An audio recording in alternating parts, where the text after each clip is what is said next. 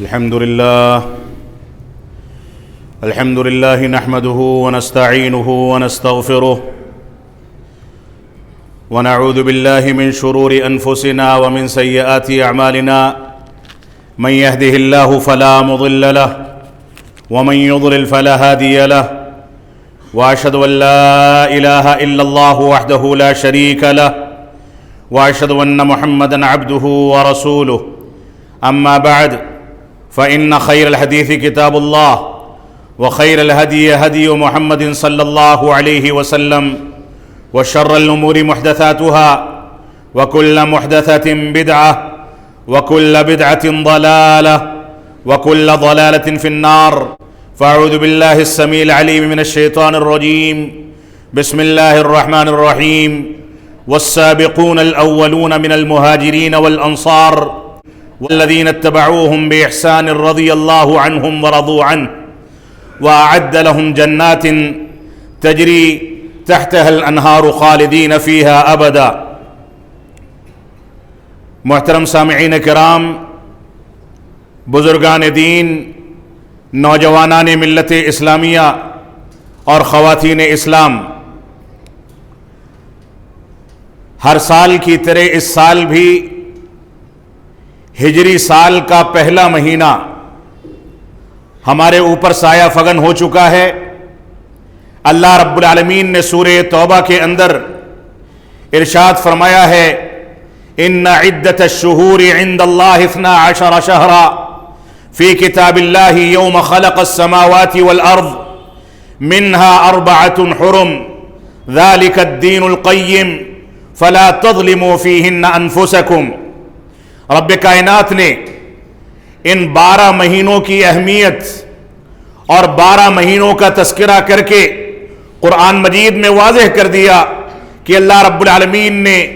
اس دنیا میں 12 مہینے رکھے ہیں، اور ان میں سے رب کائنات نے 4 حرمت والے مہینے رکھے، ایسے مہینے جن کو حرمت حاصل ہے، ایسے مہینے جن مہینوں کا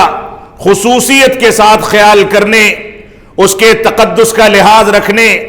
اور ان مہینوں میں خصوصیت کے ساتھ اپنے آپ کو ہر قسم کے ظلم و جور سے بچانے کا حکم دیا گیا۔ اللہ رب العالمین نے فرمایا ذالک الدین القیم، یہی مضبوط دین ہے کہ انسان ان مہینوں کا احترام کرے اور رب کائنات کے دستور کے مطابق زندگی گزارے۔ یہی مضبوط دین ہے کہ انسان اس بات کا علم رکھے کہ کون سے مہینے حرمت والے ہیں، کون سا مہینہ شروع ہوا، کون سا مہینہ کب ختم ہوتا ہے۔ لیکن بدقسمتی ایسی ہے کہ جن مہینوں سے ہماری واجبی عبادات یا قرآن مجید کے دور یا رمضان کے روزوں کا تعلق ہے یا دوسری مناسبتیں ہیں، ان مواقع سے ہم مہینوں کی چند تاریخوں سے واقف تو ہوتے ہیں، لیکن عموماً اگر مسلمانوں سے پوچھ لیا جائے کہ کون سا مہینہ چل رہا ہے، کون سی تاریخ سے ہم گزر رہے ہیں، چاند کی کتنی تاریخ ہو گئی، تو عام طور سے مسلمان اس سے لا علم ہوتا ہے، اس کو اس بات کا اندازہ نہیں ہوتا۔ ہماری یہ ذمہ داری ہے کہ دین اسلام کی مضبوطی کو قائم کرنے کے لیے اللہ رب العالمین کے بنائے ہوئے مہینوں پر اعتماد کریں، ان کا علم رکھیں، ان کے احکامات سے واقف ہوں، ان میں حرمت والے مہینوں کا لحاظ رکھیں، ان کا احترام کریں۔ آج جو 20ویں سال جس سے ہم گزر رہے ہیں، جس کا ایک ایک منٹ اور ایک ایک تاریخ ہمارے علم میں ہوتی ہے، یہ جھوٹی تاریخ پر مبنی عیسیٰ علیہ السلام کی تاریخ پیدائش پر بنیاد کا دعویٰ کر کے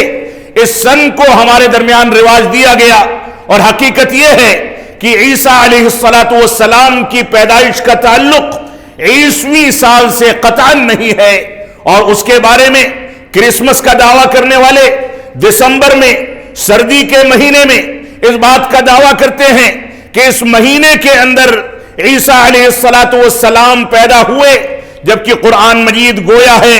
قرآن مجید اعلان کرتا ہے کہ عیسیٰ علیہ السلام کی پیدائش کے موقع سے ان کی والدہ مریم علیہ السلام کو اللہ رب العالمین نے واضح طریقے سے نہ بولنے کی قسم کھانے کے بعد اس بات کا اندازہ دے دیا کہ تر و تازہ کھجور آپ کو دیے جائیں گے، یہ اللہ کی نعمت ہے، یہ اس بات کی دلیل ہے کہ ان کی پیدائش سردی کے موسم میں نہیں بلکہ گرمی کی تپتی ہوئی دھوپ کے اندر ہوئی تھی، یہ جھوٹی تاریخ ہے۔ اس کے باوجود مسلمان کرسمس سے بھی وابستہ ہے، مسلمان عیسیٰ علیہ السلام کی یوم ولادت اور جھوٹی تاریخ کی بنیاد پر، رب کائنات کے ساتھ شرک کرنے کی تاریخ کی بنیاد پر،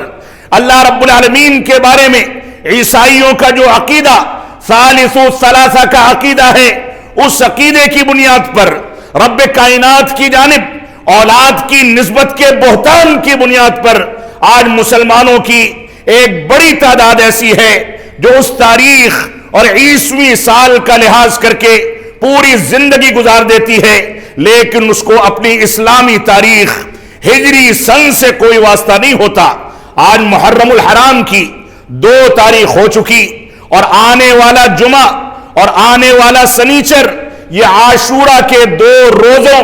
جن کے بارے میں اللہ کے نبی صلی اللہ علیہ وسلم نے ان روزوں کو مسنون قرار دیا،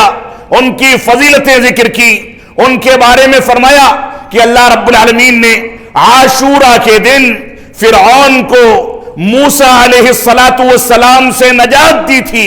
فرعون کو غرقاب کیا گیا تھا، یہ 10 محرم کی تاریخ تھی، اور اس تاریخ کی مناسبت سے وہ لوگ روزہ رکھتے ہیں۔ تو مسلمان کیونکہ اپنے انبیاء کا وفادار ہے، مسلمان سارے انبیاء کا احترام کرنے والا ہے، ساری کتابوں پر ایمان رکھنے والا ہے، تحریف کے عقیدے سے برات کا اعلان کرتا ہے، کتابوں کے اندر توجیہ و تعویل نہیں کرتا، جو بات جیسے کر دی گئی ویسے ہی مان لینے کو اپنی ذمہ داری اور اپنا فریضہ سمجھتا ہے، لہذا ان کی مخالفت کرتے ہوئے 9 اور 10 تاریخ کے روزے کا اہتمام کیا جائے اور اللہ رب العالمین کی خوشنودی کے لیے موسیٰ علیہ السلام کی تاریخ کو بھی یاد کیا جائے۔ یہودی جیسے دشمنوں ان کی تاریخ کو نیست و نابود اور جھوٹا ثابت کرنے اور ان سے برات کا اعلان کرنے کے لیے رب کائنات کی رضامندی کے لیے جو روزے رکھے جائیں ان میں بھی ان کی مشابہت نہ ہونے پائے، لہذا ایک دن پہلے کا روزہ عاشورہ کے روزے کے ساتھ ملا لیا جائے۔ یہ دین کا شعور تھا جس کو رسول اکرم صلی اللہ علیہ وسلم نے صحابہ کرام کے اندر پروان چڑھایا، ان کی تربیت کی، ان کو بتایا کہ کون سے مسائل کو کیسے لے کر کے چلیں، کس تاریخ کو کیسے یاد کریں۔ تو یہ ہجری سال جو رسول اکرم صلی اللہ علیہ وسلم کی مبارک سیرت سے وابستہ سال ہے، وہ سیرت جس میں رسول اکرم صلی اللہ علیہ وسلم کو مکہ مکرمہ میں دشمنان اسلام نے وہاں سے نکلنے پر مجبور کیا، آپ ساری تگ و دو کر کے، ساری مشکلات اٹھا کر کے، سارے مصائب برداشت کر کے وہاں سے نکلے،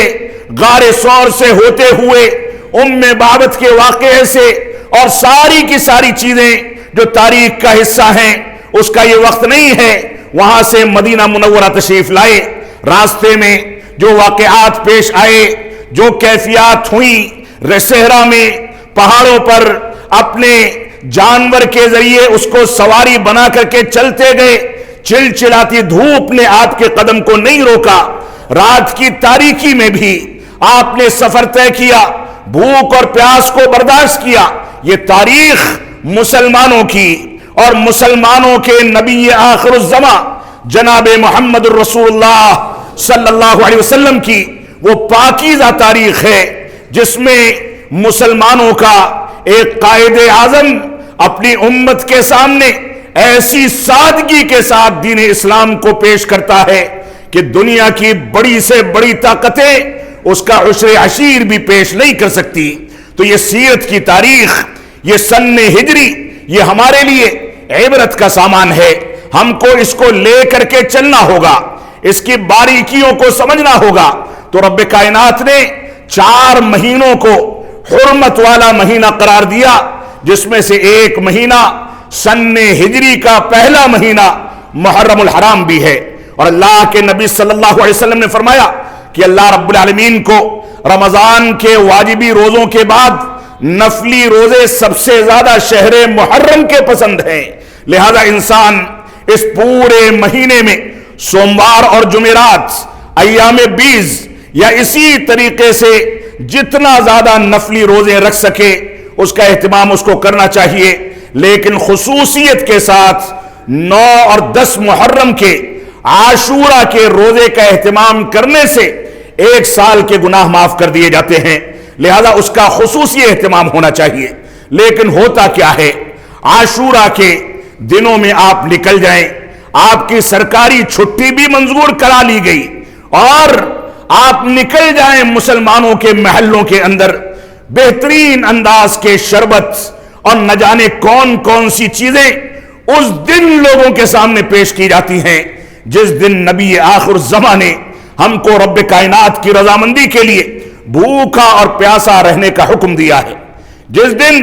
طلوع فجر سے لے کر کے غروب آفتاب تک ہمارے نبی اور ہمارے صحابہ کرام بھی بھوکے اور پیاسے رہا کرتے تھے۔ یہ بڑا عجیب عالمیہ ہے، اور یہ عالمیہ بھی کسی افسوس سے اور جس پر جتنا ماتم کیا جائے کم ہے، اس سے کم نہیں کہ یہ مہینہ جیسے جیسے شروع ہوتا ہے مسلمان اسلام کی جانب منسوب اس جھوٹی تاریخ پر اعتماد کر کے صحابہ کرام کے اوپر لعن طعن کرنے کے لیے اپنے آپ کو تیار کرتا ہے، تبرہ بازی کی جاتی ہے، محرم کے تعزیوں کی تیاری کی جاتی ہے، شرکیہ اعمال انجام دیے جاتے ہیں، حسین رضی اللہ تعالیٰ کے نام پر ان کو رب کائنات کے ساتھ شریک ٹھہرایا جاتا ہے، اور نہ جانے کون کون سے رسوم و رواج انجام دیے جاتے ہیں۔ ذوالجناح گھوڑے کے پیچھے نکلنے کو اپنی مغفرت کا ذریعہ بنایا جاتا ہے، اپنے بچوں کو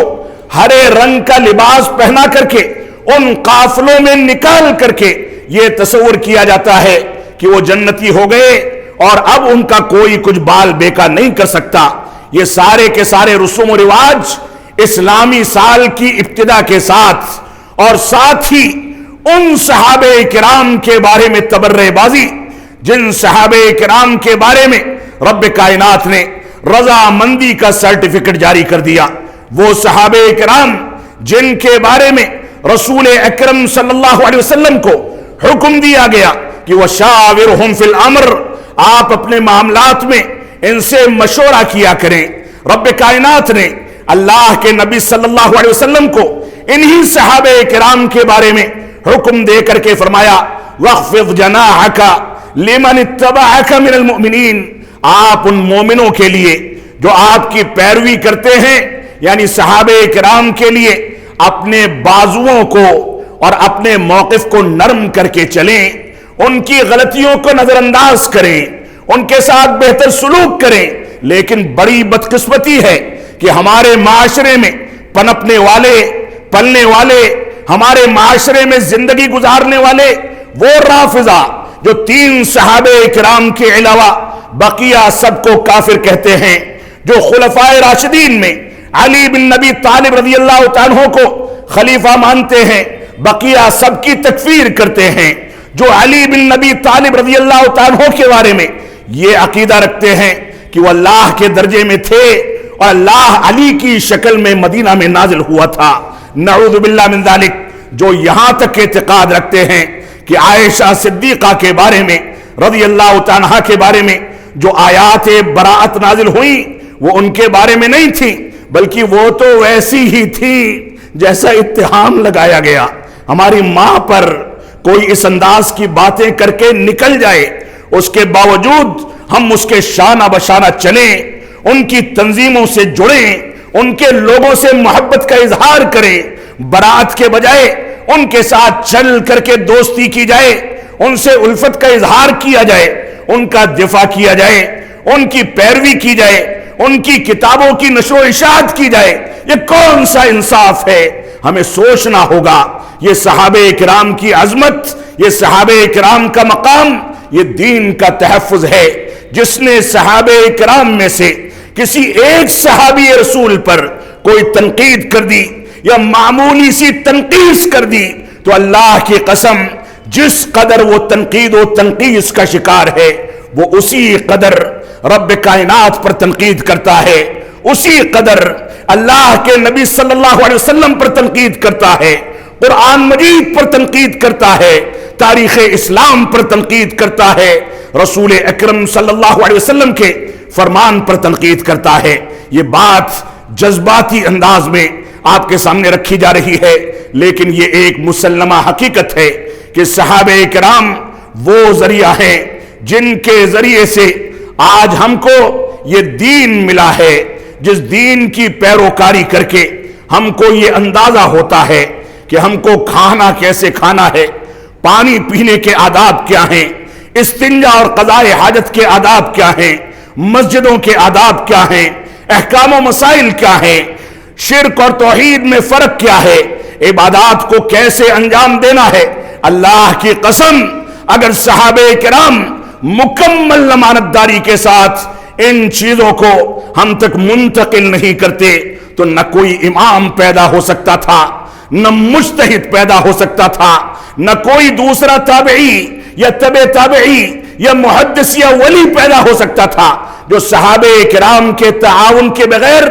دین کی تعبیرات کا ادنا سا حصہ بھی ہمارے سامنے سچائی کے ساتھ پیش کر سکتا۔ تو صحابہ کرام کا احترام یہ اسلام کا احترام ہے، صحابہ کرام کا احترام یہ اللہ کے نبی صلی اللہ علیہ وسلم کے فرامین کا احترام ہے، صحابہ کرام کا احترام یہ قرآن مجید کی حقیقی پیروی ہے، صحابہ کرام کا احترام یہ مکمل اسلام اور رب کائنات کے احکام مسائل کا احترام ہے۔ لہذا اس میں کسی انداز کی تنقیص کر دی جائے یا صحابہ کرام کے بارے میں کوئی نکیر کر دی جائے، ہم بحیثیت مسلمان کے اس کو برداشت نہیں کر سکتے۔ ہمارا اگرچہ اعتقاد ہے کہ صحابہ کرام سے غلطیاں ہو سکتی ہیں، یہ فطری ہے، لیکن ان کی غلطیوں کو کریدنا، ان کے اوپر بے جا اور جھوٹی روایتوں کے ذریعے تنقید کرنا، انگلیاں اٹھانا، یہ اہل سنت والجماعت کا طریقہ نہیں ہے۔ ہمارے گھروں میں بہت بھید بھاؤ ہوتے ہیں،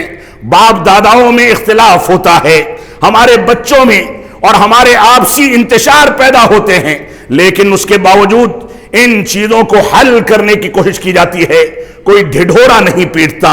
کوئی نکل کر کے اس کا مذاق نہیں بناتا۔ تو یہ کون سی بات ہے کہ صحابہ کرام جیسی مقدس ہستیوں کے بارے میں جن سے وہ غلطیاں سرزد ہوئی ہی نہیں جو ان کی جانب منسوب کی جاتی ہیں، اور اگر اجتہادی طور پر کچھ چیزیں ہو گئی ہیں تو رب کائنات نے ان کو پہلے سے جو عالم الغیب ہے، مستقبل کی باتوں کو جاننے والا ہے، وہ جانتا تھا کہ آگے چل کے کون سی باتیں رونما ہونے والی ہیں، اس کے باوجود اس نے قرآن مجید میں واضح کر دیا، جیسا کہ آیت کریمہ آپ کے سامنے تلاوت کی گئی سورہ توبہ کی، والسابقون الاولون من المہاجرین والانصار والذین اتبعوہم بإحسان رضی اللہ عنہم ورضوا عنہ وأعد لهم جنات تجری تحتها الانہار۔ رب کائنات نے فرمایا جو لوگ پہلے اسلام لے کر کے آئے، ابتدا میں اسلام لانے والے، چاہے مہاجر ہوں یا انصاری صحابہ کرام ہوں، اور جن لوگوں نے ان لوگوں کی پیروی کی، قرآن و سنت کی روشنی میں ان کے مطابق چلے، زندگی گزاری، ان لوگوں کے بارے میں رب کائنات نے واضح کر دیا رضی اللہ عنہم ورضوا عنہ، کہ اللہ رب العالمین ان سے راضی ہو گیا اور یہ رب کائنات سے راضی ہو گئے، اور ان لوگوں کے لیے اللہ رب العالمین نے جنت میں باغات اور نعمتیں تیار کر رکھی ہیں۔ رب کائنات جو علم غیب کو رکھنے والا ہے، رب کائنات جو دنیا میں مستقبل میں ہونے والی تمام کی تمام چیزوں سے واقف ہے، وہ رب کائنات جانتا تھا کہ آگے تاریخی پس منظر میں اجتہادی غلطیوں کی بنیاد پر صحابہ کرام سے کون سی چیزیں رونما ہونے والی ہیں، اس کے باوجود اس نے کہہ دیا رضی اللہ عنہم کہ رب کائنات ان سے راضی ہو گیا اور وہ رب کائنات سے راضی ہو گئے۔ یہ سرٹیفکیٹ دنیا کی کسی قوم کو حاصل نہیں ہو سکتا۔ تو صحابہ کرام سب سے مضبوط ذریعہ اور وسیلہ تھے ہم تک دین اسلام کو پہنچانے کا۔ اسی وجہ سے اللہ رب العالمین نے ان کے ایمان کی گواہی دیتے ہوئے فرمایا فَإِنْ آمَنُوا بِمِثْلِ مَا آمَنْتُمْ بِهِ فَقَدِ اهْتَدَوْا، اگر یہ لوگ اسی طریقے سے ایمان لے آئیں جیسے صحابہ کرام نے ایمان کو قبول کیا تھا، ایمان کو لے کر کے صحابہ کرام جس پس منظر میں چلے تھے، جس کیفیت میں انہوں نے ایمان کا اعلان کیا تھا، اگر کوئی مسلمان اسی انداز کا ایمان لے آتا ہے فقد اہتدوا، تو رب کائنات نے اعلان کر دیا وہ ہدایت پا گیا، وہ راہ ہدایت پر چلنے والوں میں سے ہو گیا۔ اور اس دنیا کی سب سے عظیم کامیابی یہ ہے کہ انسان کو راہ ہدایت مل جائے۔ یہی راہ ہدایت قبر کی تاریک کوٹھری کے اندر روشنی پیدا کرنے والی ہدایت ہے۔ یہی ہدایت آخرت میں جب انسان کے اعمال کی جرح کی جائے گی اور جرح کرنے کے بعد کوئی بچ نہیں پائے گا، لیکن یہی ہدایت انسان کو رسول اکرم صلی اللہ علیہ وسلم کے دستے مبارک سے کوثر کا پانی عطا کرائے گی۔ یہی ہدایت انسان کو جنت کے اعلیٰ مقام پر لے جائے گی۔ تو رب کائنات نے صحابہ کرام کی ایمان کی پیروی کرنے والوں کے لیے ہدایت کا اعلان کر دیا کہ یہ ہدایت یافتہ ہیں اور ہدایت کے طریقے کو اپنانے والے ہیں۔ اللہ کے نبی صلی اللہ علیہ وسلم کو بے شمار مقامات پر ان کا احترام کرنے کا حکم دیا۔ یہی اتنا نہیں تھا، اللہ کے نبی صلی اللہ علیہ وسلم خانہ کعبہ میں سرداران قریش و کفار کے ساتھ بیٹھے تھے، محو گفتگو تھے۔ پیچھے سے عبداللہ ابن ام مکتوم جو کہ نابینا غریب لاچار صحابی رسول تھے، آ کر کے آپ کو آواز دیتے ہیں۔ آپ نے توجہ نہیں دی، یہ صحابیت کا مقام تھا کہ رب کائنات نے آسمان سے سورت نازل فرما دی، فرمایا عبس وتولا ان جاءہ الاعمی، کہ آپ کے پاس ایک نابینا صحابی آتا ہے، آپ اس سے سر پھیر لیتے ہیں، اس کی بات کو نہیں سنتے۔ یہ عظمت تھی صحابہ کرام کی جو رب کائنات نے قرآن مجید کے اندر نازل فرمائی، اور خود اپنے نبی کو تنبیہ کر دی کہ آپ ان کے ساتھ مست نہ رہیں بلکہ اپنے غریبوں کی باتوں کو سنیں، اس پر توجہ دیں، کیونکہ یہی آپ کے لیے دنیا ہے، یہی آپ کے لیے ساری نعمت ہے، کیونکہ رب کائنات نے ان کو آپ کے لیے منتخب فرمایا ہے۔ یہ صحابہ اکرام کا مقام تھا۔ اللہ کے نبی صلی اللہ علیہ وسلم فرماتے ہیں کہ دنیا کے اندر ساری قومیں مختلف فرقوں میں تقسیم ہو گئیں، اور میری قوم بھی 73 فرقوں میں تقسیم ہو جائے گی۔ فرمایا کلھا فی النار الا واحدہ، سارے کے سارے فرقے جہنمی ہیں سوائے ایک فرقے کے۔ صحابہ اکرام نے پوچھا کہ وہ کون لوگ ہیں اے اللہ کے نبی صلی اللہ علیہ وسلم؟ تو آپ نے فرمایا ما انا علیہ اليوم واصحابی، یا بعض روایات میں ما انا علیہ واصحابی، میں جس طریقے پر ہوں اور میرے ساتھی صحابہ کرام جس طریقے پر ہیں وہی طریقہ ہدایت کا طریقہ ہے، اور وہی فرقے ناجیہ میں کسی کو شمار کرنے والا طریقہ ہے، وہی دنیا کو بنانے اور آخرت کو بنانے والا طریقہ ہے۔ لہذا اگر تم کو دنیا اور آخرت میں کامیابی حاصل کرنی ہے تو میرے صحابہ کے طریقے پر چلنے لگو، اس کو اپنا لو، یہی تمہارے لیے عافیت کا ذریعہ ہے۔ اور ایک روایت ہے جس کو محدثین نے حسن قرار دیا، فرمایا ان اللہ اختارنی، اللہ کے نبی صلی اللہ علیہ وسلم فرماتے ہیں رب کائنات نے میرا اختیار فرمایا، میرا انتخاب فرمایا، وَاخْتَارَ لِي أَصْحَابِ أَصْحَابًا، اور میرے لیے میرے ساتھی منتخب فرمائے، اختیار فرمائے، ان کو چن چن کر کے میرا ساتھی بنایا۔ وَجَعَلَ مِنْهُمْ وَزَرًا وَأَنصَارًا وَأَصْحَارًا، اور ان میں میرے لیے میرے وزیر متعین کیے، میرے مددگار متعین کیے، میرے رشتہ دار بنائے۔ فَمَنْ سَبَّهُمْ فَعَلَيْهِ لَعْنَةُ اللَّهِ وَالْمَلَائِكَةِ وَالنَّاسِ اجمعین، جو ان صحابہ کرام میں سے کسی کو بھی گالی دے گا اس پر اللہ رب العالمین کی لعنت ہے، فرشتوں کی لعنت ہے، اور پوری انسانیت کی لعنت ہے، کیونکہ یہ صحابہ کرام اپنے نبی کے پھٹے پرانے کپڑوں سے مایوس ہو کر کے دین کے مشن میں کچے نہیں پڑے، بھوک اور پیاس کو برداشت کر لیا، ان کو ستایا گیا، ان کے پیروں میں بیڑیاں ڈال کر کے ان کو گھسیٹا گیا، ان کو قتل کرنے کی سازشیں کی گئی، ان کے خلاف ہر انداز کی زبان درازی کی گئی، ان کو تکلیفیں دی گئیں، ہجرت کرنے پر مجبور کیا گیا، لیکن ان کے سامنے سب سے بنیادی پیغام یہ تھا کہ میرے نبی نے توحید و اتباع کے تعلق سے ہم کو کیا حکم دیا ہے، ہم کو اسے بجا لانا ہے۔ گھر بچے نہ بچے، چادر بچے نہ بچے، سر ڈھانکنے کے لیے کوئی کمرہ بچے نہ بچے، سواریاں بچے نہ بچے، کھانے پینے کا سامان بچے نہ بچے، لیکن ہمیں حکم ہے کہ ہم لا الہ الا اللہ کے پیغام کو دنیا کے سامنے عام کر دیں۔ اس کے سب سے زیادہ امانت دار اس پیغام کو پہنچانے میں یہ صحابہ کرام تھے۔ اس وجہ سے ہمیں اس بات کو سمجھنا ہوگا کہ جن لوگوں کو رب کائنات نے بذات خود منتخب فرمایا اپنے نبی کے لیے، اگر ان کے اوپر کسی انداز کی کیچڑ اچھالی جائے گی تو گویا ہم اس انتخاب پر تنقیص کا دعویٰ کرتے ہیں، اس انتخاب کی توہین کرتے ہیں، اور صحابہ کرام کی توہین اسی وجہ سے نبی آخر الزماں کی توہین ہے، صحابہ کرام کی توہین اسی وجہ سے اللہ رب العالمین کی توہین ہے، اور پورے اسلام کی توہین ہے۔ اور یہی اسباب ہیں۔ رافضی روایات کے اندر یہاں تک ملتا ہے کہ جس نبی نے صدیق اکبر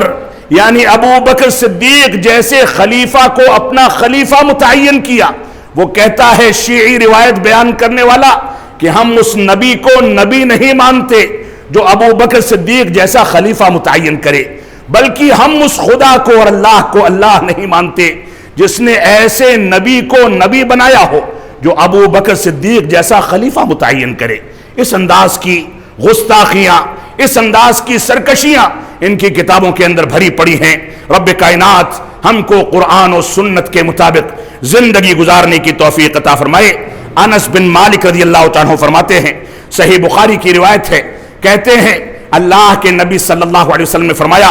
انت مع من احببت، تم آخرت میں ان لوگوں کے ساتھ رہو گے جن سے محبت کرتے ہو۔ انس بن مالک کہتے ہیں جب سے یہ روایت سنی ہے میں ابو بکر صدیق، عمر بن خطاب اور عثمان غنی، علی بن نبی طالب اور سارے خلفائے راشدین اور سارے صحابہ کرام سے محبت کا اظہار کرتا ہوں، اس کی تجدید کرتا ہوں تاکہ میرا حشر آخرت میں ان بزرگوں کے ساتھ کیا جائے، مجھ کو جنت میں ان کی صحبت نصیب ہو۔ یہ صورتحال تھی صحابہ کرام کی۔ اور آپ دیکھیں آج کے دور میں خلافت و ملوکیت کے بہانے سے خلافت پر بھی اور ملوکیت پر بھی نہ جانے کون کون سے اتہامات عائد کیے جاتے ہیں، جبکہ حقیقت یہ ہے کہ خلافت کا تذکرہ خود نبی آخر الزماں نے فرمایا، ملوکیت کا تذکرہ خود نبی آخر الزماں صلی اللہ علیہ وسلم نے فرمایا۔ وہ تاریخ کا وہ حصہ تھا جس کا مصدر و مرجع خود نبی آخر الزماں جناب محمد الرسول اللہ صلی اللہ علیہ وسلم کی زبان رسالت تھی، اس کے باوجود اس پر تنقید کی جائے۔ کسی نے سوال کیا کہ عمر بن عبدالعزیز رحمت اللہ علیہ جو خلافت امویہ کے ایک انصاف پسند، عدل پسند خلیفہ گزرے ہیں، جن کو بعض مورخین کہتے ہیں کہ اگر خلافت راشدہ کے بعد چوتھے کے بعد پانچواں خلیفہ کسی کو کہا جا سکتا ہے تو عمر بن عبدالعزیز رحمت اللہ علیہ ہیں۔ ان کے اور امیر معاویہ کے بارے میں کسی نے سوال کیا، شیخ الاسلام علامہ ابن تیمیہ رحمت اللہ علیہ نے منہاج السنہ کے اندر اس روایت کا ذکر کیا ہے۔ کہتے ہیں جب یہ سوال کیا گیا جواب دیا کہ اللہ کی قسم معاویہ کے ناک میں اڑ کر کے پہنچنے والی دھول مٹی یا ان کے پیر سے اڑنے والی گرد اور مٹی وہ بھی عمر بن عبدالعزیز رحمت اللہ علیہ سے کہیں زیادہ افضل ہے، کیونکہ معاویہ کو شرف صحابیت حاصل ہے۔ اور آج معاویہ رضی اللہ عنہ پر جس انداز سے زبان درازی کر کے مسلمان یہ سمجھتا ہے کہ میں اپنے ایمان پر باقی ہوں، اس کو نظر ثانی کرنی چاہیے کہ وہ کن بزرگوں پر یہ تنقید کر کے اپنے ایمان کو ضائع کرنے کا سامان تیار کر رہا ہے۔ تو عمر بن عبدالعزیز رحمت اللہ علیہ اور امیر معاویہ کے بارے میں یہ واقعہ منہاج السنہ کا ہمارے سامنے ہونا چاہیے۔ آپ دیکھیں رافضہ کے بارے میں اس بات کا ذکر آیا کہ وہ 3 صحابہ کرام کے علاوہ سب کو کافر کہتے ہیں۔ اسی طریقے سے آپ دیکھیں مقلدین کی جانب سے ایک پروپیگنڈا ہے، کیونکہ ان کی بعض روایتیں ایسی ہیں جو بعض صحابہ کرام سے میل نہیں کھاتی، لہذا مقلدین نے یہ فتویٰ دیا کہ سمرہ بن جندب، ابو ذر غفاری اور ابو ہریرہ رضی اللہ تعالیٰ عنہم یہ 3 ایسے صحابہ کرام ہیں جن کے فتووں کو ہم قبول نہیں کرتے، یہ غیر فقیہ تھے، ان کی روایتوں کی توجیہ و تعویل کی جائے گی۔ یہ بڑا عجیب اتفاق ہے کہ آپ کو آمین فلدین کی اور مسلک و منہج کی بنیاد پر لڑائی جھگڑا کرنے کی جو روایتیں ہیں وہ آپ کی موافقت میں جس سے ملیں اس کو لے لیں، اور جو اس کے خلاف روایتیں نقل کرے اس کو غیر فقیہ کہہ کر کے مردود سمجھا جائے۔ یہ ناانصافی ہے، یہ ہوا پرستی ہے۔ رب کائنات ہم کو قرآن و سنت کی جانب رجوع کرنے کی توفیق عطا فرمائے۔ ہم جب تک جئیں تب تک اسلام پر جئیں۔ رب کائنات ہم کو توفیق عطا فرمائے کہ ہم صحابہ کرام کے مقام اور ان کی عظمت کو سمجھیں۔ رب کائنات ہم کو توفیق عطا فرمائے کہ ہم تمام صحابہ کرام، چاہے ان کا تعلق آل بیت سے ہو،